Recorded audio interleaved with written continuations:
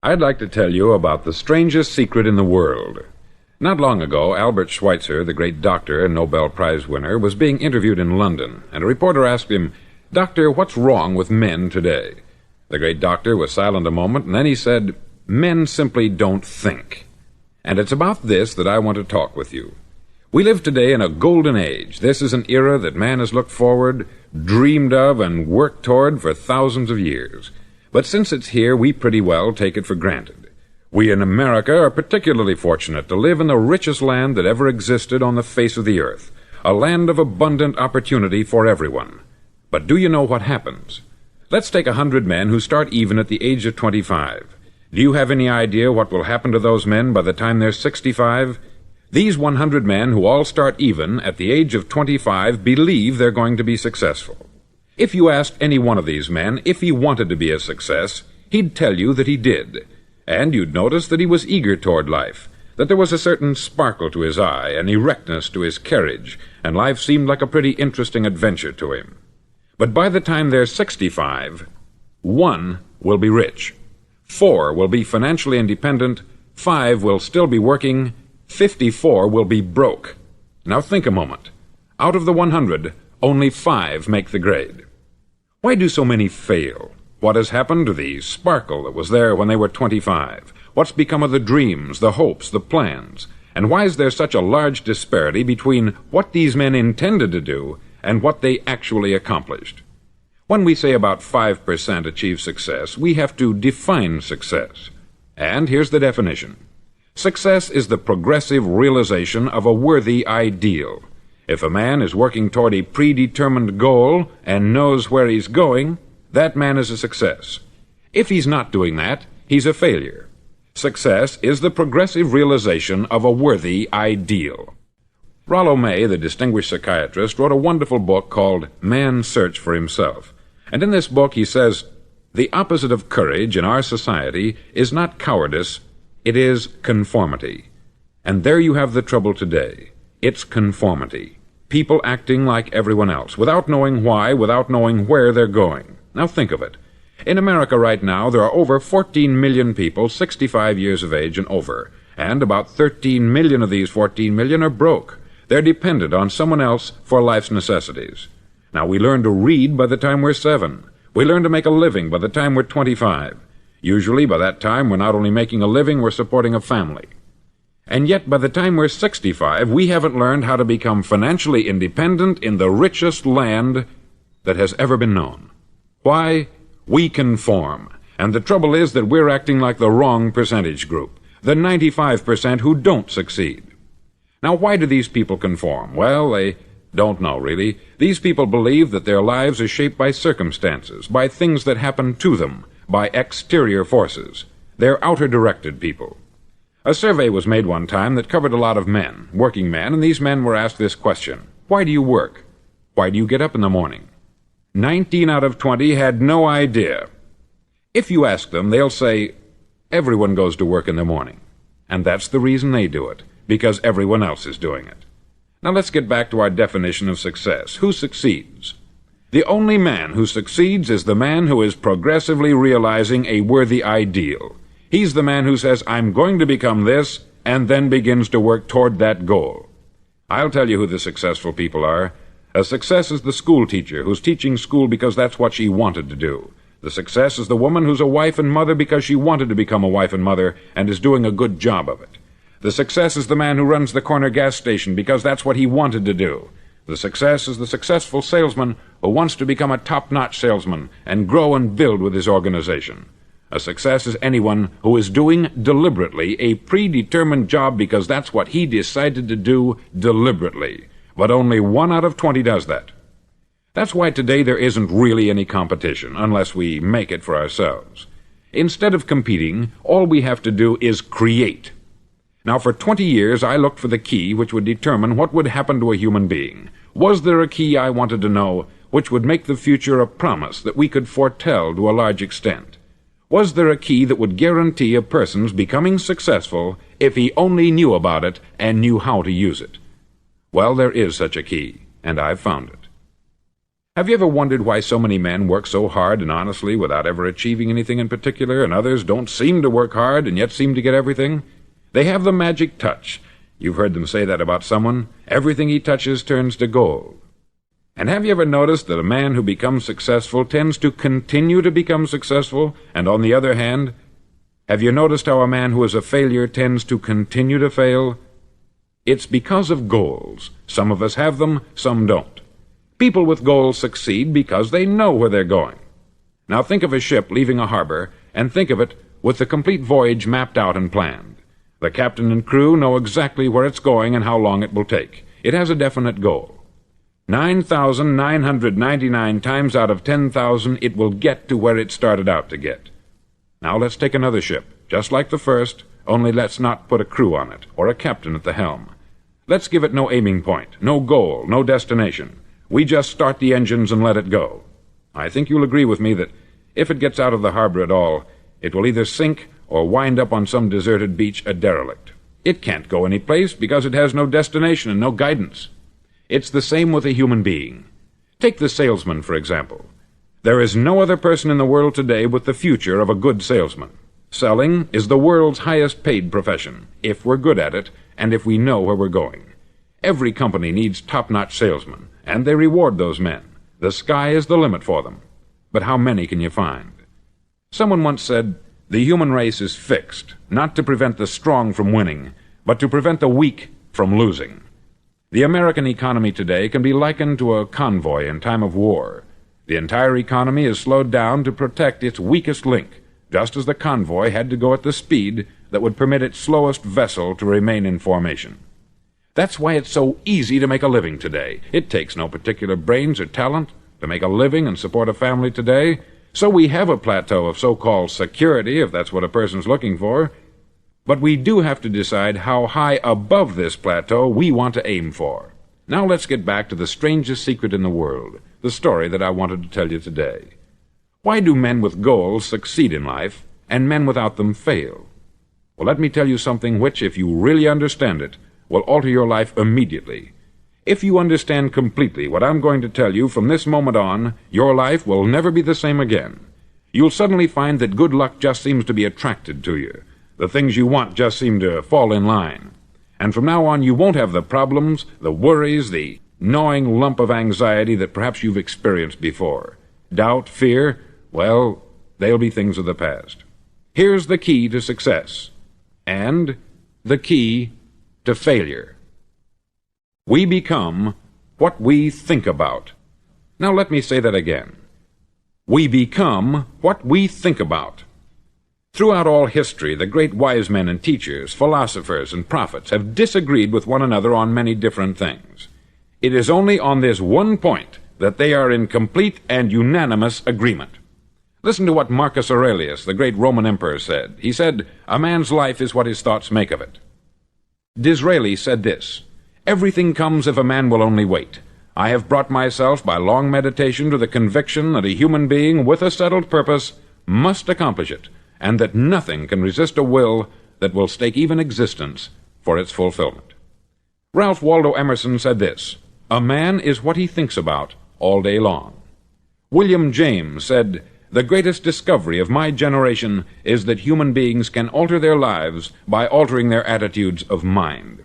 And he also said, "We need only in cold blood act as if the thing in question were real, and it will become infallibly real by growing into such a connection with our life that it will become real.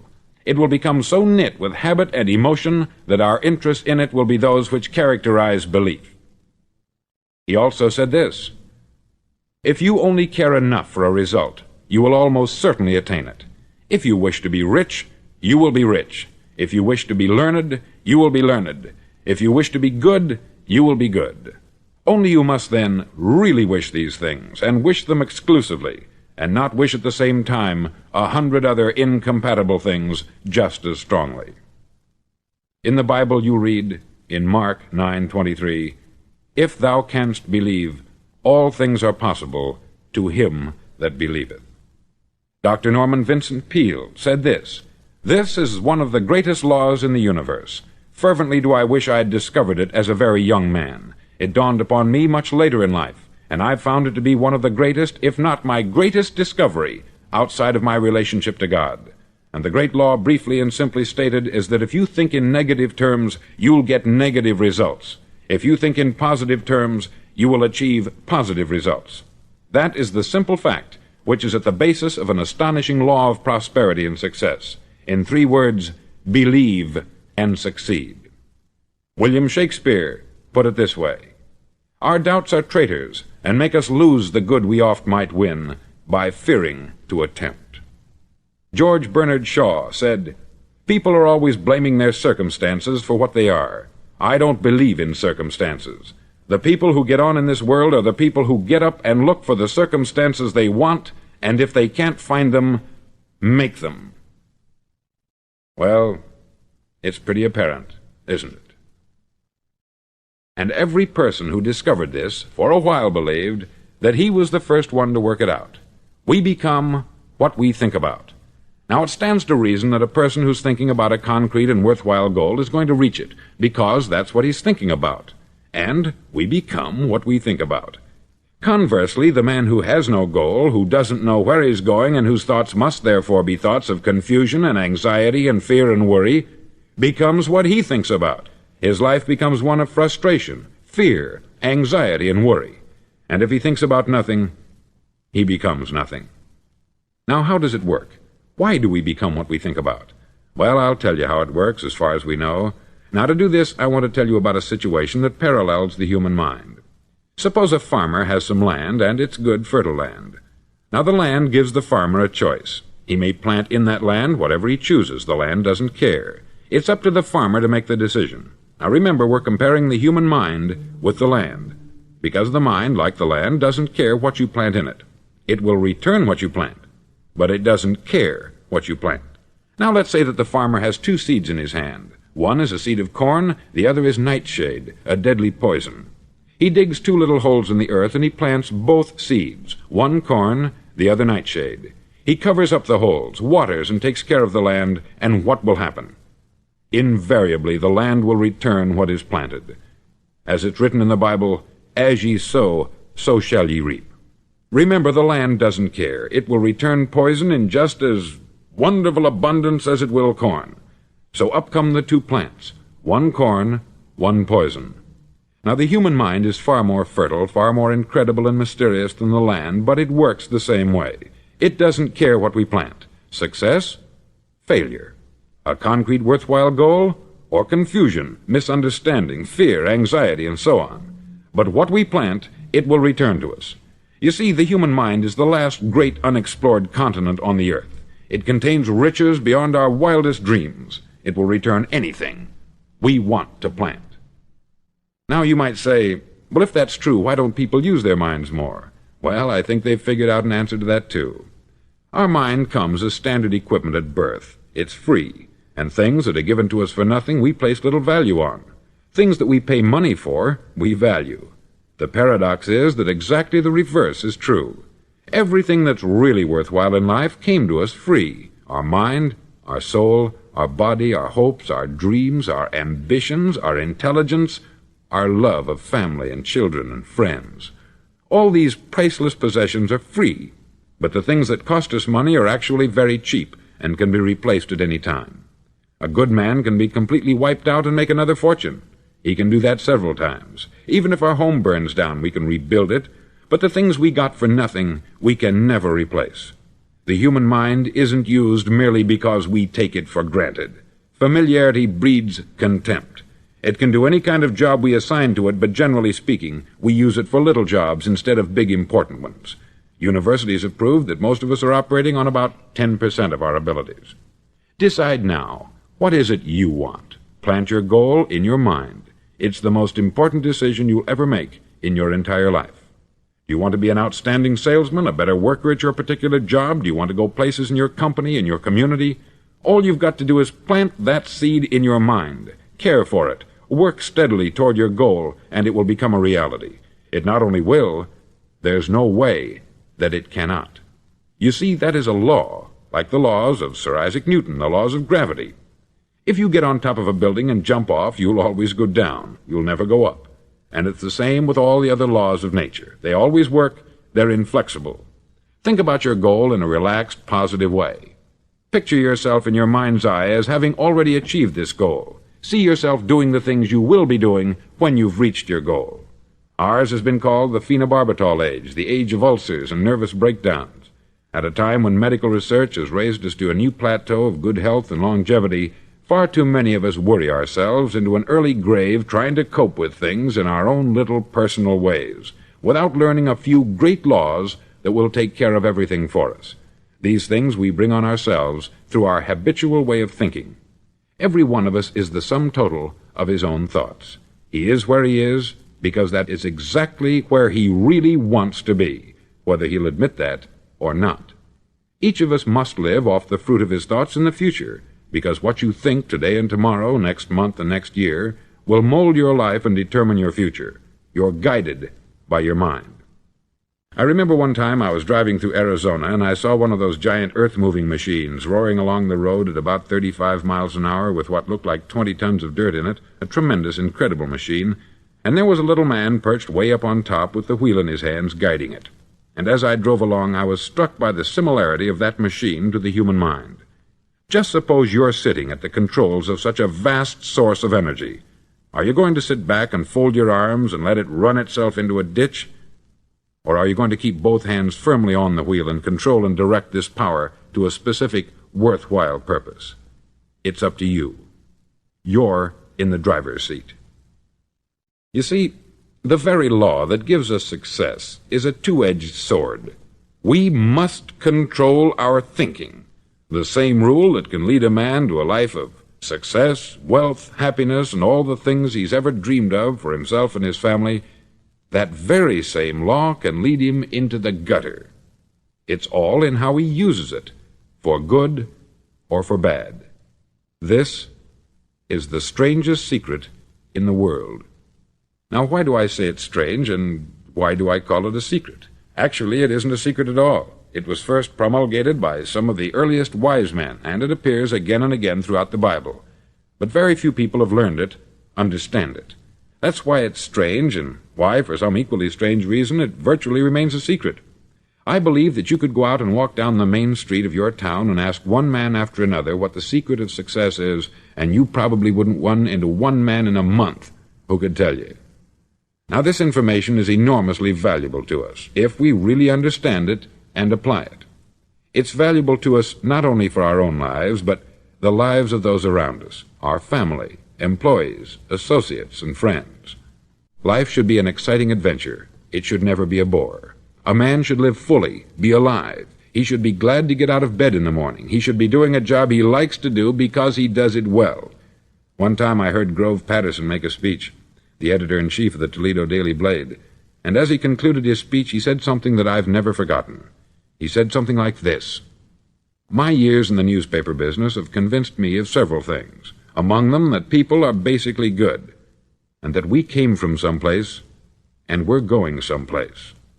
So we should make our time here an exciting adventure. The architect of the universe didn't build a stairway leading nowhere." And the greatest teacher of all, the carpenter from the plains of Galilee, gave us the secret time and time again. As ye believe, so shall it be done unto you. I've explained the strangest secret in the world and how it works. Now I want to explain how you can prove to yourself the enormous returns possible in your own life by putting this secret to a practical test. I want you to make a test that will last 30 days. Now, it isn't going to be easy. If you'll give it a good try, it will completely change your life for the better. Back in the 17th century, Sir Isaac Newton, the English mathematician and natural philosopher, gave us some natural laws of physics which apply as much to human beings as they do to the movement of bodies in the universe. Now, one of these laws is that for every action, there is an equal and opposite reaction. Simply stated, as it applies to you and me, it means we can achieve nothing without paying the price. The results of your 30-day experiment will be in direct proportion to the effort you put forth. To be a doctor, you must pay the price of long years of difficult study. to be successful in selling, and remember that each of us succeeds to the extent of his ability to sell, selling our families on our ideas, selling education in schools, selling our children on the advantages of living the good and honest life, selling our associates and employees on the importance of being exceptional people, to, of course, the profession of selling itself. But to be successful in selling our way to the good life, we must be willing to pay the price. Now, what is that price? Well, it's many things. First, it's understanding emotionally, as well as intellectually, that we literally become what we think about, that we must control our thoughts if we're to control our lives. It's understanding fully that, as ye sow, so shall ye reap. Secondly, it's cutting away all the fetters from the mind and permitting it to soar as it was divinely designed to do. It's the realization that your limitations are self-imposed, and that the opportunities for you today are enormous beyond belief. It's rising above narrow-minded pettiness and prejudice. Thirdly, to use all your courage to force yourself to think positively on your own problem, to set a definite and clearly defined goal for yourself, to let your marvelous mind think about your goal from all possible angles, to let your imagination speculate freely upon many different possible solutions, to refuse to believe there are any circumstances sufficiently strong to defeat you in the accomplishment of your purpose, to act promptly and decisively when your course is clear, and to keep constantly aware of the fact that you are, at this moment, standing in the middle of your own acre of diamonds, as Russell Conwell used to point out. Fourth, save at least 10% of what you earn.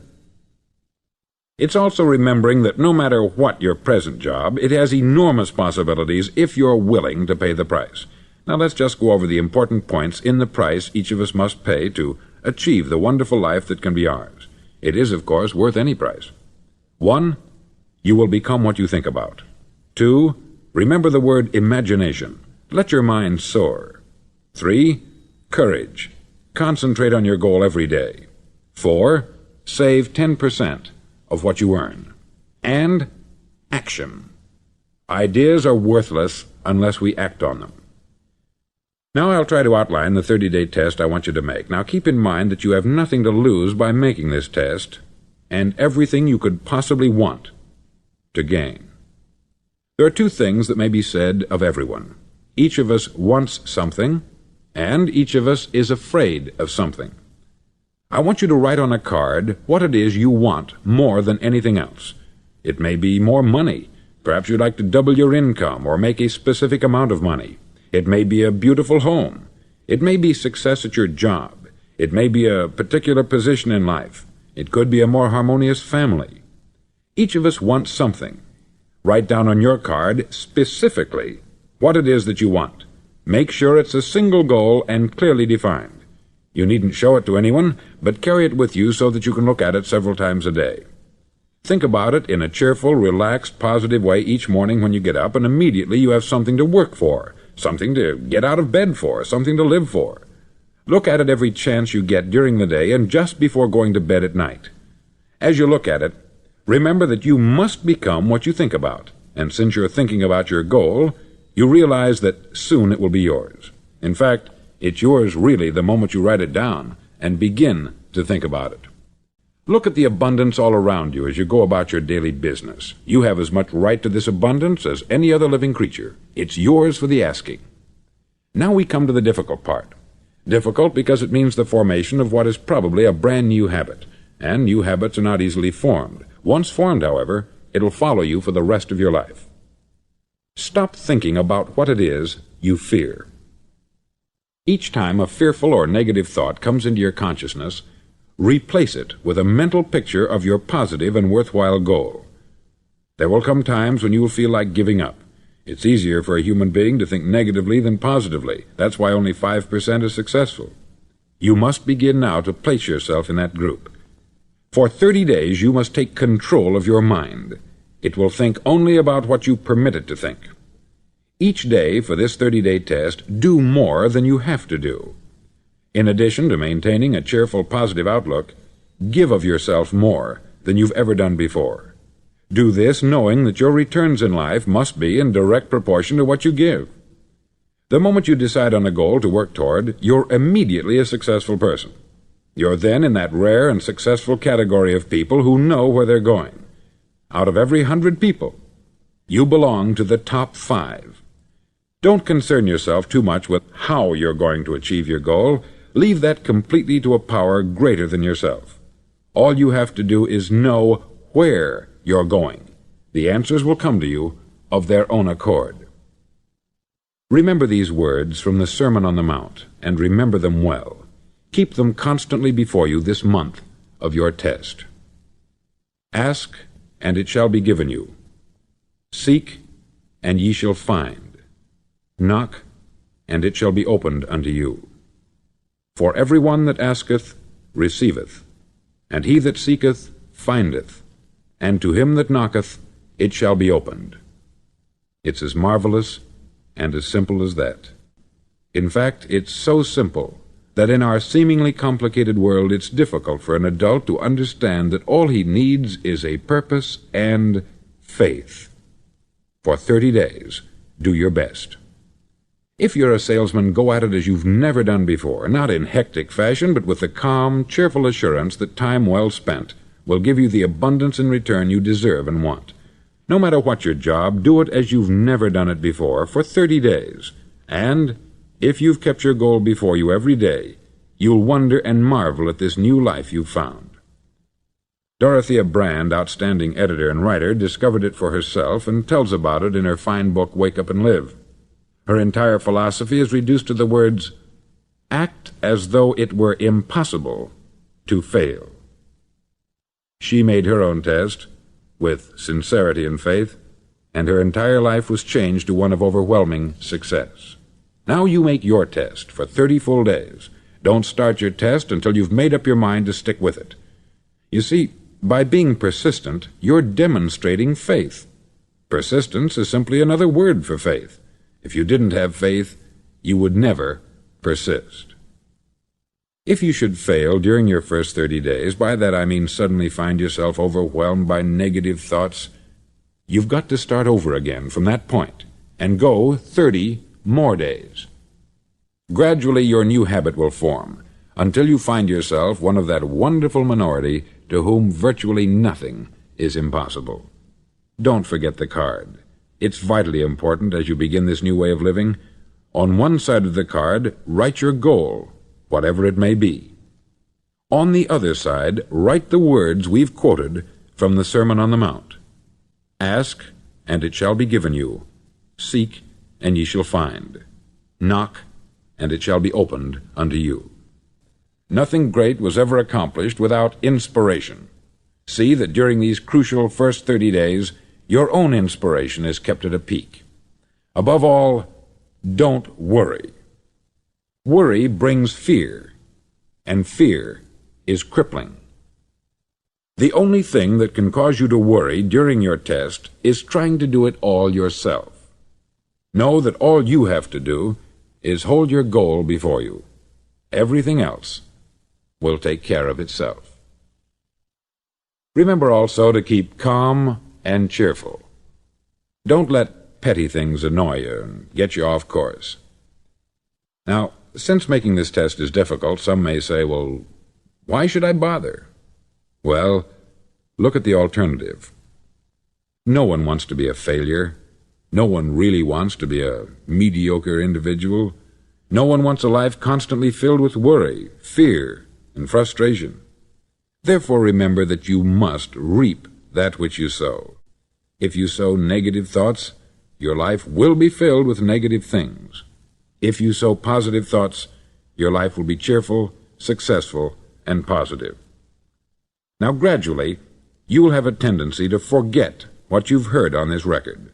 Play it often. Keep reminding yourself of what you must do to form this new habit. Gather your whole family about and listen to what's been said here at regular intervals. You know, most men will tell you that they want to make money without understanding the law. The only people who make money work in the mint. The rest of us must earn money. This is what causes those who keep looking for something for nothing or a free ride to fail in life. The only way to earn money is by providing people with services or products which are needed and useful. We exchange our product or service for the other man's money. Therefore, the law is that our financial return will be in direct proportion to our service. Success is not the result of making money. Making money is the result of success, and success is in direct proportion to our service. Most people have this law backwards. They believe that you're successful if you earn a lot of money. The truth is that you can only earn money after you're successful. It's like the story of the man who sat in front of the stove and said to it, "Give me heat, and then I'll add the wood." How many men and women do you know, or do you suppose there are today, who take the same attitude toward life? There are millions. We've got to put the fuel in before we can expect heat. Likewise, we've got to be of service first before we can expect money. Don't concern yourself with the money. Be of service. Build, work, dream, create. Do this, and you'll find there's no limit to the prosperity and abundance that will come to you. Prosperity is founded upon a law of mutual exchange. Any person who contributes to prosperity must prosper in turn himself. Sometimes the return will not come from those you serve, but it must come to you from someplace, for that is the law. For every action, there is an equal and opposite reaction.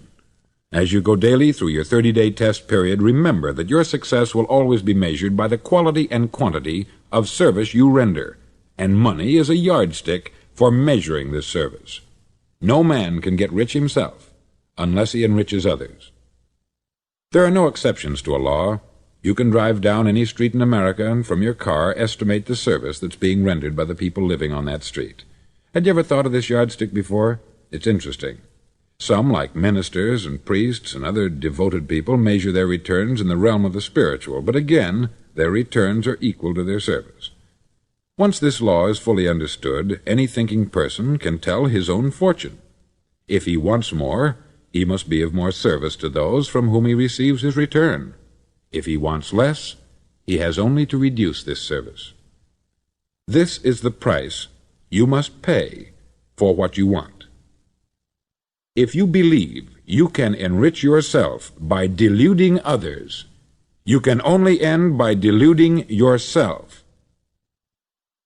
It may take some time, but just as surely as you breathe, you'll get back what you put out. Don't ever make the mistake of thinking you can avert this. It's impossible. The prisons and the streets where the lonely walk are filled with people who tried to make new laws just for themselves. We may avoid the laws of man, but there are greater laws that cannot be broken.